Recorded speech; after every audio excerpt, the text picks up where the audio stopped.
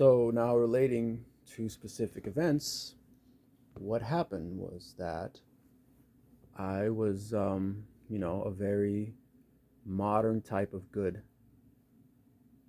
person, young person.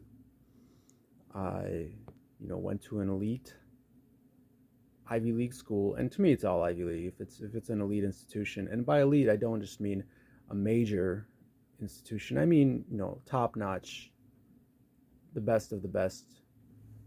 That's what I mean by elite Ivy League. It's all the same. Right now it is. Before, maybe not so.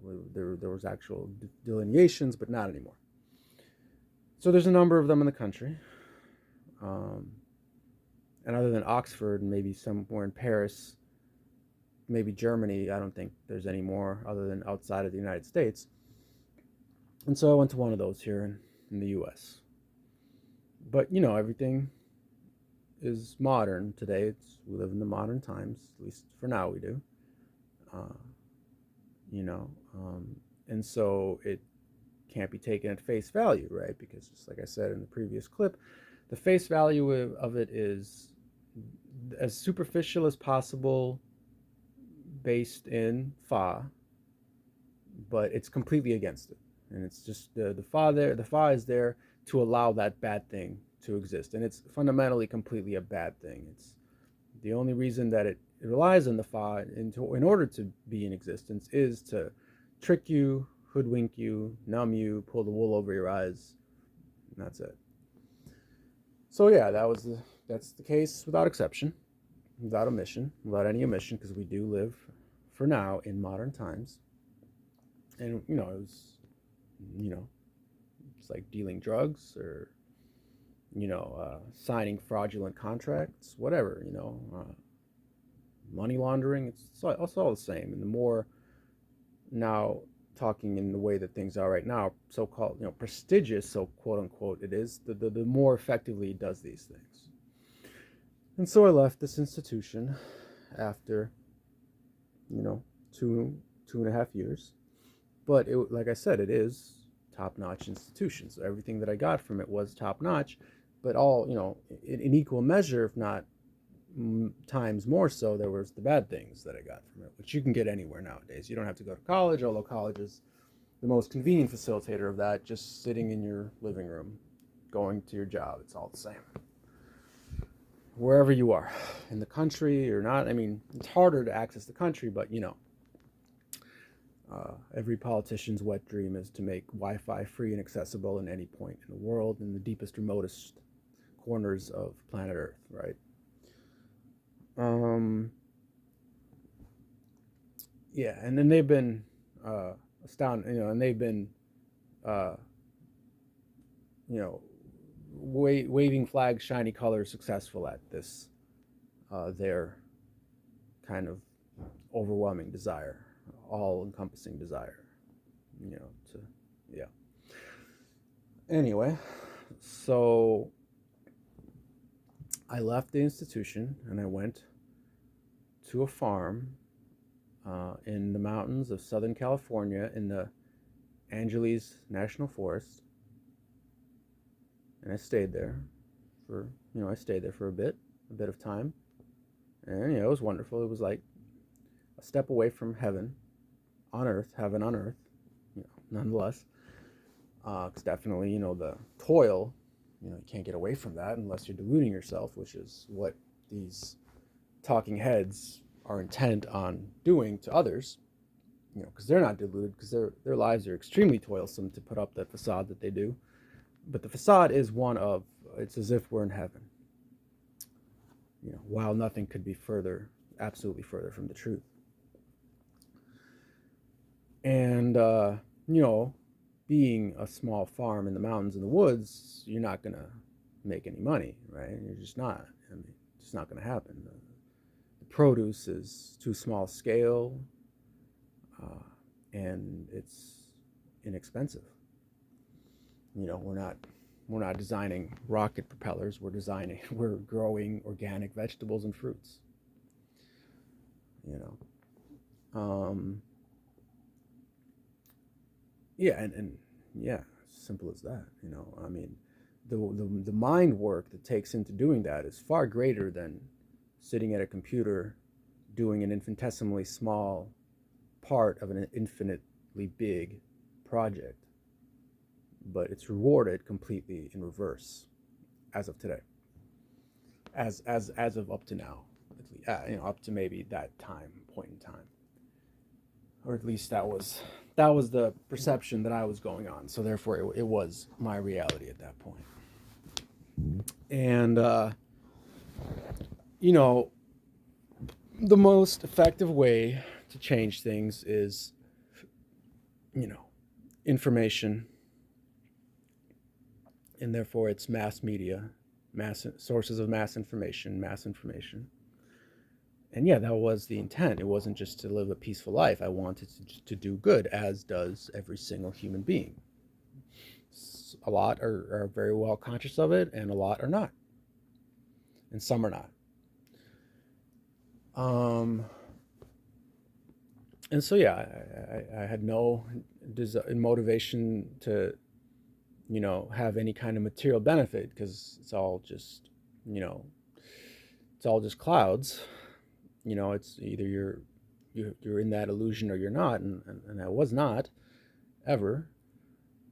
Um, and so yeah, I decided, okay, go back to Minnesota. It's where my house is. You know, I didn't own the house yet at that point, but it's the house my parents own all my life, and so, you know, most cheapest, convenient, you know, way to accomplish my goals. Meaning, I'd get a job in sales, make lots of money, and helped, and then and you know, and develop media that was positive and affected good things, change, good change.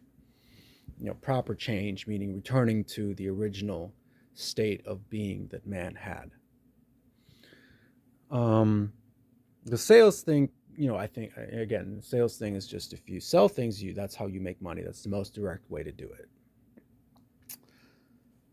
So, you know, at the time, Craigslist was very popular to get jobs. That's what I'd used the whole time that I'd found any job, you know, after the school jobs that I had. And so yeah, Craigslist is full of spam, meaning a bunch of, you know, scams. And so one of these very prevalent scams in the wanted ads was, you know, sales, sales, sales. You do this, you make lots of money right away. It's all a bunch of garbage. You get there, and specifically talking about these types of advertisements and what's behind them. You get there, and yeah, it's a pyramid scheme. You know, to, you know, either a flat out pyramid scheme. You give me $1, and you get him to give you $1. That's very commonplace. It's very prevalent. Or it's a physical pyramid scheme where, you know, you get paid nothing. If you sell, we'll give you nominal commission, and then when you get other people to do the same, you will then get their part of their take, part of their commissions. You know, you know, not it's not the same thing as a standard business where you make something physically, a physical object, which is of value or of use, and then people who just sell it, they get rewarded for that effort. These things were completely, you know, snake oil. You know, cheap cable TV it's all encompassing, or credit card services that, you know, is really substandard, and therefore maybe there's a financial advantage up front because it's so substandard, but with all the bells and whistles, you end up basically paying for nothing. Whereas in a real company that doesn't rely on these pyramid schemes, has an actual valuable product, and maybe upfront fees reflects the actual quality of it, but they don't rely on these gimmicks to spread their product just for the sake of making money. There's no need for that, and they don't face the idea of market saturation because their products actually do what they're supposed to do. And, you know, and yeah, maybe parts of their business will get hurt by the prevalence of fake products, because they're so cheap and people are so naive and easily blindsided. It's so easy to do that. It takes nothing at all. Human beings are very simple creations. We're all very simple. Our physical body, in the way that it interacts with its surroundings, is it couldn't be any more simple. The internal mechanisms of it couldn't be more complex, but because it is a human body after all, made of dust, dirt basically, it couldn't be any more simple in the way that it interacts with surroundings, which are all of much greater forces than the human body itself. And so, yeah, but again, if the product is real, the people that are actually intent on doing real business, not just making money for its own sake, there will always be a market for it, which will, which you will not be able to touch through any gimmicks or, far out schemes or anything like that. But people all want to get rich quick, right? So even the people who are able to make these products are becoming fewer and fewer, because basically people are just losing the concept of value. To them, they don't value. There's no such thing anymore, right? It's just about getting through life as fast and unobtruded as possible, meaning wasting it as fast as you possibly can. That's value to some people today. And yeah, so I went to work for these scam artists, scam companies for a little bit, and then I got a job at an actual corporation, which was actually just a small mom and pop business, but it was incorporated. And the product was actually valuable, but there was definitely a very strong presence there of get rich quick. And so they completely diluted the valuable product and service that they were providing. The potential was there on both sides. The product was valuable enough to where, returns could have been gained of sizable amounts, and at the same time, the product could be marketed in such a way that the same amount of returns and more, much more, could be gotten on that side.